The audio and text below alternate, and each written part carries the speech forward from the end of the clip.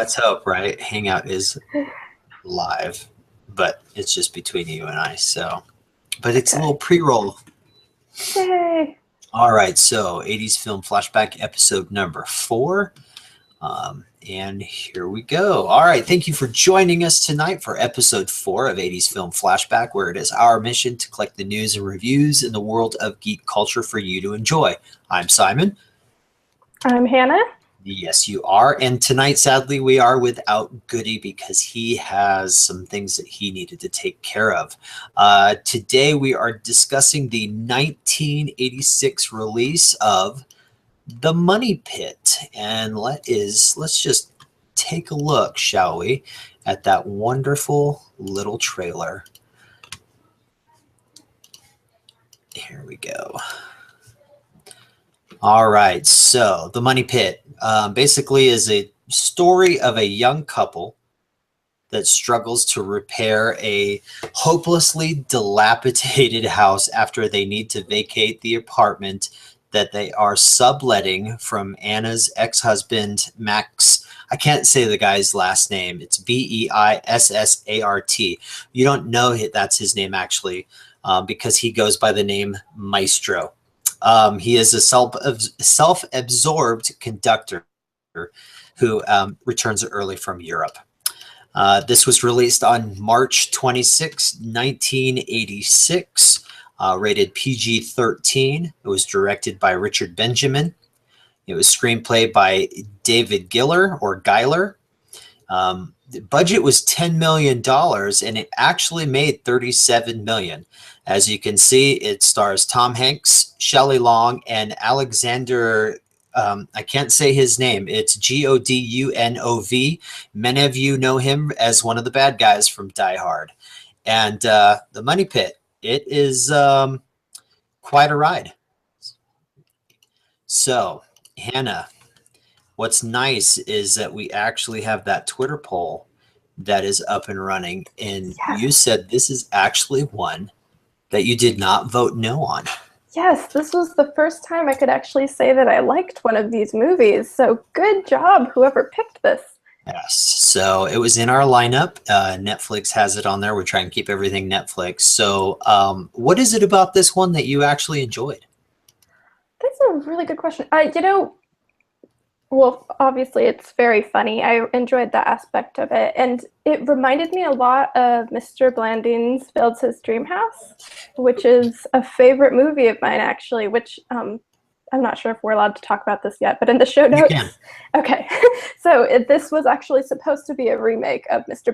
Blanding's Builds His Dream House, which I just found out like 20 minutes ago when I was reading through our show notes. So I was like, oh, that's why. So I think that's why, because it had kind of some... oh my gosh, I'm becoming you, Simon. I was going to say it has some nostalgia attached to it, so that's why I like it. See? Yeah. All right. For those of you, speaking of the Twitter, though, we are currently sitting at 82% of the votes say yes, and 18% of the votes say no. So yes, it's a good movie so far. We still have about 5 days left in that poll. So if you haven't voted, let us know what you guys think of it. A very funny movie. You know, I usually do my homework Sunday night, the day, you know, it's one of those free evenings that we can sit down and just enjoy a movie. And last night, it's been a long time since I've seen this, but there was some good stuff in there, some good comedy. I don't know if you noticed, but I mean, there is even just I mean, I don't have it in the notes, but Joe Mantegna does a little cameo in there. This is one of his earlier acting gigs. And then let's see who else. Oh, I don't know if you noticed, but there is a scene where inside the Maestro's house, before Tom Hanks and Shelley Long have to hit the road, they're getting bombarded by all these people coming in there. There is the girl band, the guys who dress like girls, which actually is a band. I can't remember their real name, but they wanted to change their name to Meryl Streep. There's a gentleman playing ping pong. And I Okay. don't know if you remember this, but he is the same guy in the beginning of Ghostbusters who is getting shocked because he can't guess the cards. Really? Yes. I didn't even notice a guy playing ping pong, so maybe I'm gonna have to go back and rewatch that. That's awesome. Yeah, it is, because that's the guy that, the blonde's getting all the, oh my gosh, I can't believe you're doing this. And he's like, why are you doing this? And he's getting them right too, and he's still getting shocked. So yeah, that was kind of neat to see, because you don't see him in a whole lot of stuff. But I don't know, some good comedies, some good slapstick comedies, some good. There was lots of. I can't remember what you would call it, but we're falling down, we're running into things, things are breaking. I don't know. I had fun with this movie. That whole scene where kind of the house starts falling down, like there's that whole string of events. I can't remember what set it into play, but that was very good. That whole just. Yes, it was. Yeah, I don't know what you call that kind of comedy, but it was very well done. Yeah, it's kind of neat too, because like you said, there's a person one of the contractors moves the plank, and Right. he's supposed to go down and pick up the water, Tom Hanks' character, and he was so excited that there was stairs, and so he's going back and forth, and finally he goes to walk and falls down. The table saw goes up, lands on one of the supports, cuts that, and that's how it starts. It's like the game Mousetrap almost. One little thing set off all these things that happen. So I don't know. I really enjoyed it. I enjoyed the characters. I kind of I don't know. I don't know what else to say. There was just so many good things about it that it was just a fun ride, I guess you could call it. Yeah, it was. And I particularly liked Tom Hanks in that role. What sealed it for me was when he has the meltdown when they get their stairs back, and he's just standing in the doorway. We have stairs, and he's freaking out about this. Just, yeah. Anyway, so that was probably one of my favorite roles for him, I think. And he's been in a lot that I've seen anyway, so. Yes, he has. I think my favorite is when he gets stuck in the carpet. Yes. In the ceiling, and he's just his hands, and the gentleman who does all the permits shows up, and he thinks he's being laughed at, and he can't breathe, so it sounds like he's laughing. But the song that he's singing, the fee fi fo, using the name song. Oh my gosh. Just that was cracking me up. I'm like, oh, I totally forgot about this. But I didn't forget the whole part, which someone tweeted this out also, is when you just get as he's stuck there, and they're arguing back and forth. He's like, no, honestly, I'm in the den. She's like, no, you're not. And then you find him. But yeah, that's probably one of my favorite scenes. Yeah, that was great. All right, so their dynamics were pretty good too. Now that I think of it, Tom Hanks and Shelley Long. Yeah. It's interesting that you bring that up, because at first I kind of thought they were a little stale. It's like there was a difficulty there. But as the movie progressed, they seemed to get better and better, especially when they weren't liking each other. That's when I thought the chemistry really blended. Ah, interesting. There was just, I don't know, there was just something off. I don't know if it was timing or what, because my understanding is that when they filmed this, she just had her daughter. So she was pregnant prior to this, came back, and then they had to go kind of thing. They filmed it April, May, June, and July of 1985. So a couple of months. They actually filmed it in somebody's real life home. And I can't remember. I think their name was the Fullers or something like that. And I believe she was in the end credits somewhere, if I remember correctly. And it was kind of neat to see that they used a real life house. It actually was in escrow when they filmed it, and they did poke holes in this house. Really? Yeah. I just assumed that was a set. That's a really cool detail. Yeah, it is someone's real home that they used. And right now, well, not right now, but I believe the last time it actually went up for sale, it went for, and this was a couple of years ago, it was like $6 million home. Wow. Yeah. So it was not, in fact, a money pit. No, it wasn't. Or maybe it was, and the movie turned it into something else. So, all right. Anything else that jumped out at you about this movie? No, I think that's about it. What about you? Okay. I will say that actually there is, because you always talk about the creeper factor. Joe Mantegna was your creeper factor. He hit on Shelley Long right off the bat as soon as he got there, which made me laugh, because as soon as he was doing that, I thought of your comment, because every movie in the 80s so far, we're getting that creeper factor.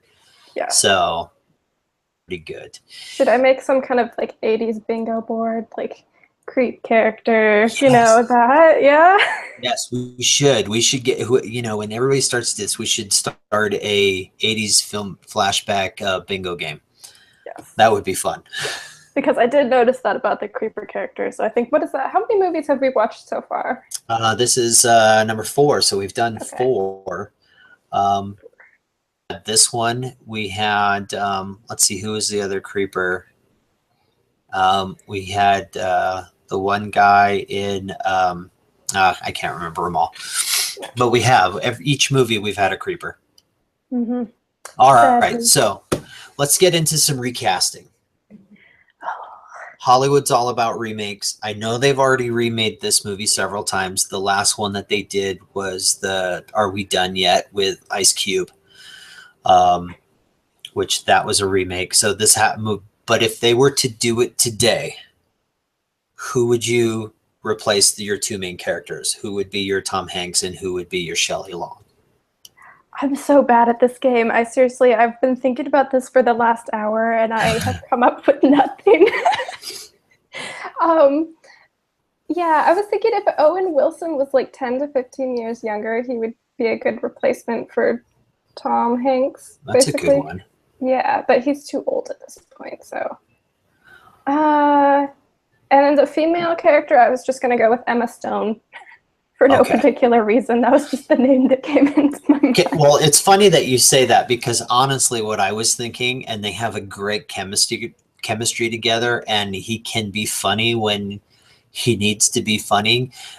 You saw them in La La Land, and it's Ryan Gosling and Emma Stone. That's the 2 that I was thinking of. Their chemistry together, not only in La La Land, but also the Crazy Stupid Love, I think it was.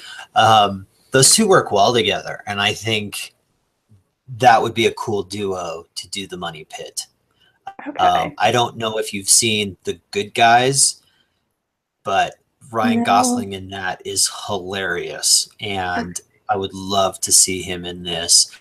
As far as, because I'm going to throw in the maestro, you want someone who is older or someone who can be cocky, and this one I struggled with. I wasn't sure who I would throw in that, but he does play a huge part in this movie, because he's the one who stirs the pot and lies to Shelley Long and say, yeah, we slept together last night, and you know, now you're going to have to deal with that because I want you back. So I struggled with who I'd want to go into that role, but I'm sure, oh, you know what? Let's get Matthew McConaughey. Oh, you know, yeah, that would be good. Right? Let's just put Matthew McConaughey in the maestro, because I think he could pull that off in the variety of roles that he's done. Yeah. Yeah. So, yeah, I think that would be fun. For those of you who are watching, if you have some recasting thoughts, you know, put them in the comment section below. We'd love to hear what you have to say. But let's jump into a little trivia. This is the fun stuff. This is when you go a little digging. This is the first collaboration between Tom Hanks and Steven Spielberg. Steven Spielberg was an executive producer on this film for Amblin Entertainment. And so this is the first one that they worked on together. And I mean, these guys make history now. I mean, these guys work side by side on a lot of projects, which is great. Now here's one I didn't know. The scene with the bathtub that Tom Hanks brings in the water. He's like, his time for the bath, and pours in the water, and it falls through the ceiling and smashes on the floor. He gives us the laugh. Okay, that laugh gets me every time. And when he does that, Universal Studios actually uses that laugh on the back lot for their tours. The tour guide's jokes with the visitors. So like when you're in the tram and they say a joke, they kind of play it over the speakers inside the tram. Right, because I was thinking when he started doing that, I thought, I've heard this before, and I'd never seen the movie before, so I felt so happy when I saw that in the notes. I'm like, oh, I have heard it before. I'm not crazy. Yes, you have, and it is I think it's an iconic laugh, and you associate it with Tom Hanks. There is the scene in the film where they wake up to the noise the next day, and in come this huge crowd of people up the driveway. And apparently they used real Hells Angels bikers to portray Hells Angels bikers in the movie, which I thought was kind of cool. That is pretty funny. So the construction crew that comes in, some of them are actually Hells Angels. Nice. And so here's the next one that you alluded to. The movie was actually the first remake of Mr. Blandings Builds His Dream House, which was released in 1948.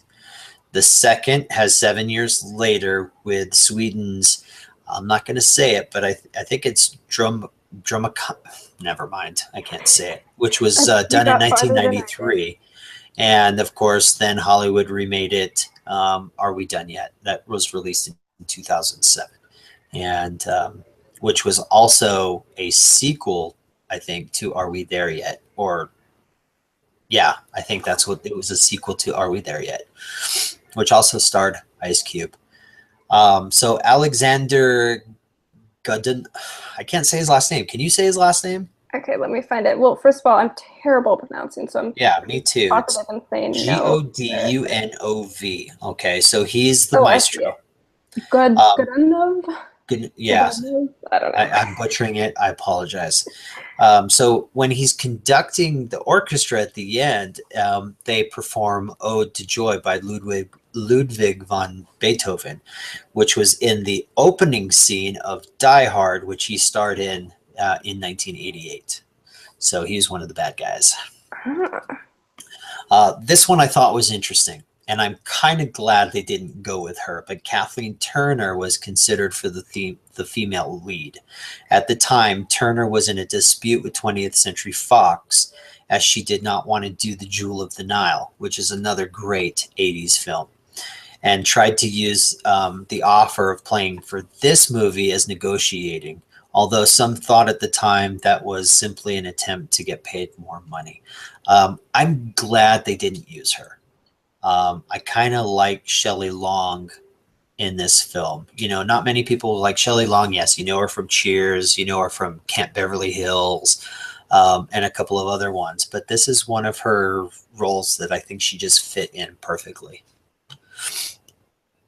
So, yeah, it was good. So there are some fun moments in this movie. There's some neat little trivia. I enjoyed it. I would watch it again. I believe I actually own this one as well, because it is one of those movies that you can just go back and just laugh at. Excuse me. Right. All right. So you have any more thoughts or anything on the show itself? That's it. But I am happy to finally be able to have an 80s movie on this show that I can say, hey, this doesn't suck, guys. You should watch it. Absolutely, absolutely. I highly recommend watching it if you want a good 80s comedy. So let's get into where we can find you, Hannah. What you got going on, and where can we find you? All right.